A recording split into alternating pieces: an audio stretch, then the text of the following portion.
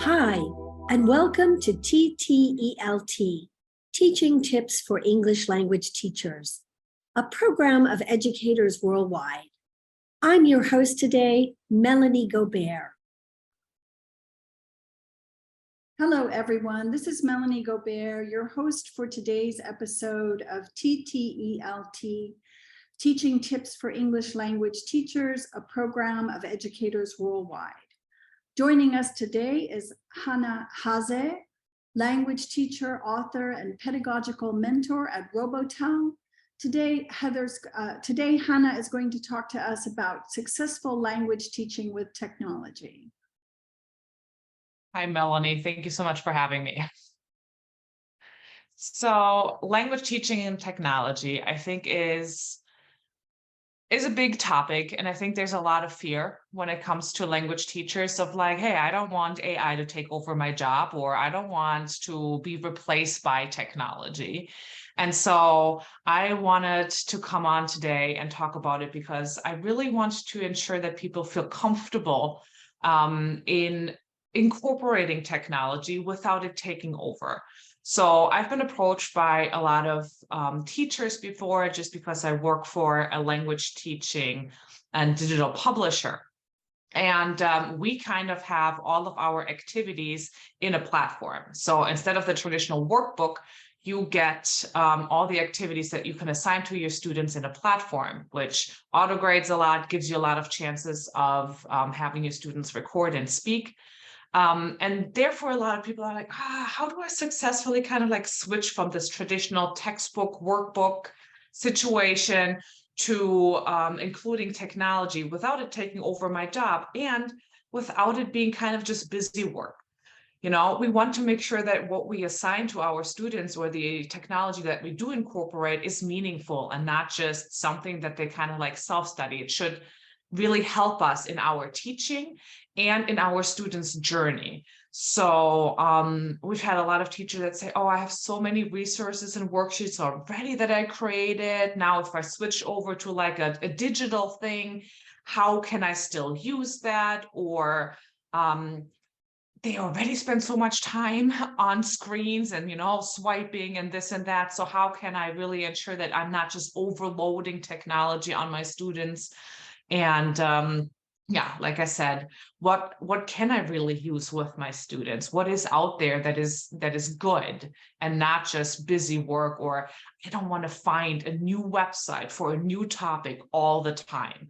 So those were a lot of the things that's why we at Robotel started kind of like working on a digital curriculum, because we wanted to have a full curriculum, like a real ESL, EFL curriculum that is incorporated in this platform, but that is meaningful. So teachers can assign activities because they're teaching, you know, a normal way. They're doing their grammar, they're doing their vocabulary, their reviews and all of that, but then assign activities in the platform instead of handing out worksheets.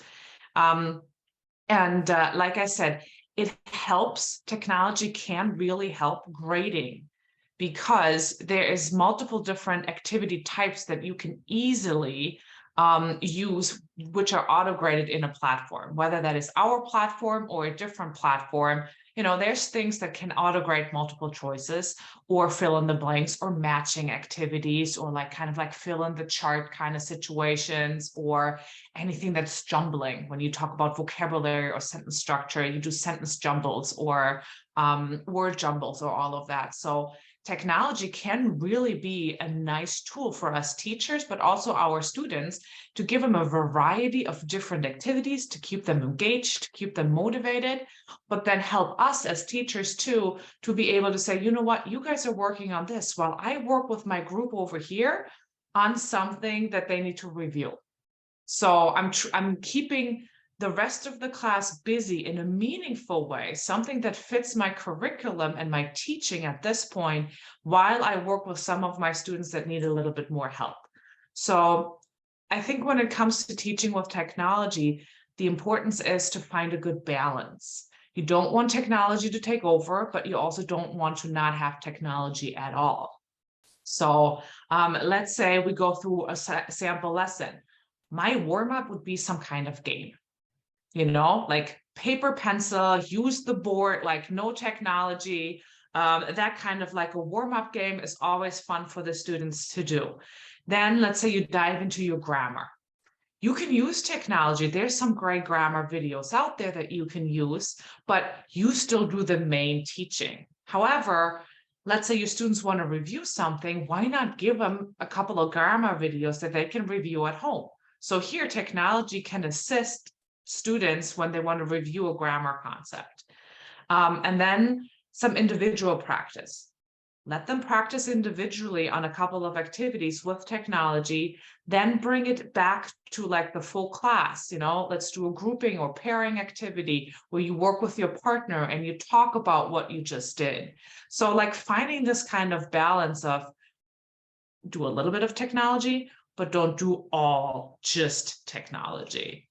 What would you say to teachers who have that concern? How important muscle memory is when we actually write things down and listen. Oh, absolutely. And watching and choosing the right answer. Yeah, no, I 100% agree that we cannot, that's why I was saying we cannot replace everything with technology. We still want to make sure that students are writing, they are working with text. So when I say use technology, I'm saying have the reading in front of you. You have that paper in front of you that you're working with. You're reading, you're highlighting, you're looking up words, you're writing down the translations, you're circling the answers for the questions, that kind of stuff. But then why not have technology help you as a teacher and help your students in grading that? So they work with the text, but the questions are in the platform. So they still do all that writing, that circling, that, revision on paper, but instead of having the multiple choices or the things later on paper as well, you have that in the platform. So you combine it, you have a technology, you have a device in front of you, and you have a paper and a pencil and a highlighter and a couple of colors, ideally in front of you as well. So having that combination, I think, will help with the muscle memory. It still gives our students something like hands-on to do, but it also gives them the technology then to plug in their answers, for example, and then that can be graded. They get instant feedback. I think there's value in that when students can submit something and get instant feedback. That's, I think, something when it comes to memory and learning too, because you don't have to wait until your teacher gives back, let's say, those assignments then. You're right there, you've submitted it, you see what you did wrong, and not like, I'm over exaggerating, like a week later where you get this test back or like these answers back or this essay back, and you're like, what did I do again? And I don't know, okay, this wasn't the greatest, but you're moving on already. You've already passed that kind of topic, let's say. So I think that's where I see the benefits of technology too, with that instant feedback while they're learning. And then they can go and redo it, let's say, do it over, correct their mistakes. Now, another interesting perspective on technology and education is that it seems that the younger generations' brains are changing because of the way they consume technology compared to older students who might have learned in a traditional way. Because they can spend hours and hours watching reels. Oh yeah, I can't. Yeah. So, do you have any opinions about this? I mean, might the way that we learn change completely because our brains are going to adapt to a different way of learning?